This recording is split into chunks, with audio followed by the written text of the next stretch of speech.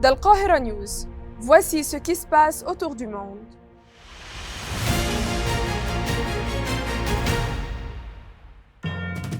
L'occupation libère des milliers de soldats, enlèvement d'un membre important du Hezbollah, et la Russie confirme son intention d'utiliser des armes nucléaires dans un seul cas.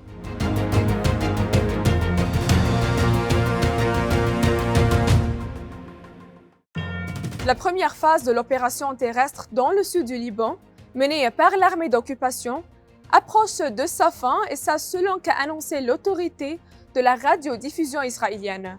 Des milliers de membres de l'armée d'occupation et de réservistes seront libérés d'ici de la fin de cette semaine.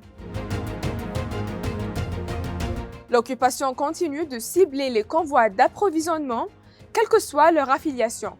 Et ça, comme l'a confirmé le porte-parole des Nations Unies. Ce dernier a précisé que l'occupation a bombardé les fournitures médicales acheminées vers l'hôpital Kamel Oudouane, et ça dans le nord de la bande de Gaza, il y a quelques jours avant, et qu'elles ont été complètement détruites.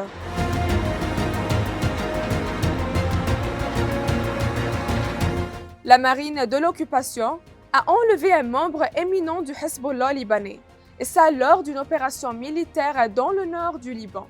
Et ça aussi selon le site américain Axios. Cependant, le ministre libanais des Travaux publics a démenti cette information, affirmant que la personne enlevée est un capitaine de navires civils et commerciaux.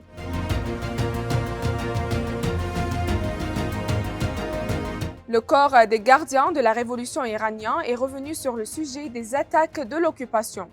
Un porte-parole des gardiens a affirmé que la riposte de l'Iran contre Israël est inévitable et ça sera décisive et réfléchie, et aussi qu'il ne néglige pas les attaques israéliennes.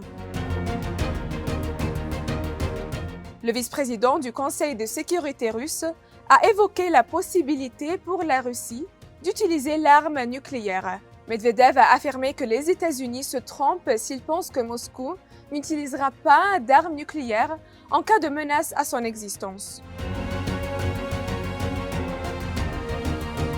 Le ministère russe de la Défense a annoncé la prise de contrôle de 2 villes dans les régions de Donetsk et de Kharkiv à l'est de l'Ukraine.